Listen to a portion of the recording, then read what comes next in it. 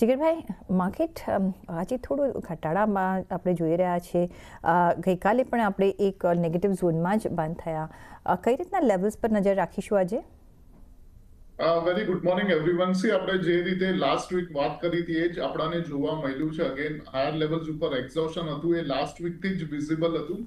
But ખાલી 100-150 point આપણાને એક બે દિવસ પહેલા ડ્રેગ થતું દેખાયું હતું ઉપર market. But overall in terms of support અગર જોઈએ તો 24,100 અને એના પછી 24,000 મેસિવ સપોર્ટ છે.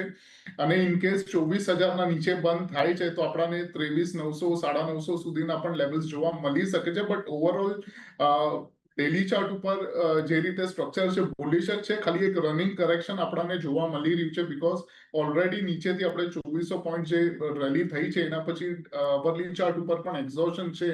એટલે નીચેમાં હજી એક ડીપ આપણને 200-250 પોઈન્ટ સુધીની જોવા મળી શકે છે.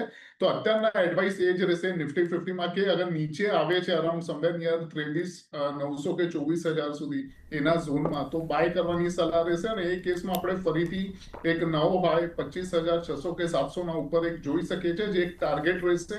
અને સ્ટોપ લોસ આપણે 23,750 ની નીચે લગાડશું ક્લોઝિંગ બેસિસ ઉપર નિફ્ટીમાં. વેરેસ બેંક નિફ્ટીમાં પણ સિમિલર લાઇન ઉપર છે ચાર્ટ.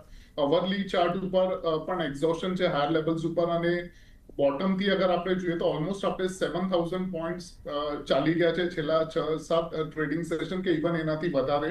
બટ ઓવરઓલ મેજર સ્ટ્રક્ચરથી જોઈએ તો 55,900 કે 56,000 મેજર સપોર્ટ છે. ત્યાં આગળ અગર મળે છે બેંક નિફ્ટી તો ડેફિનેટલી બાય કરવાની સલાહ રહેશે. અત્યારના ખાલી વેટ એન્ડ વોચની સલાહ છે. 56,000 આગળ જ આપણે એને બાય કરશું. સ્ટોપ લોસ 55,500 ના નીચે રહેશે ક્લોઝિંગ બેસિસ ઉપર. અને મોટા મોટી આપણે ફરીથી ઉપર 58,400 58,000 સુધીના લેવલ્સ પણ નેક્સ્ટ 8 થી 10 દિવસની અંદર જોવા મળી શકે છે.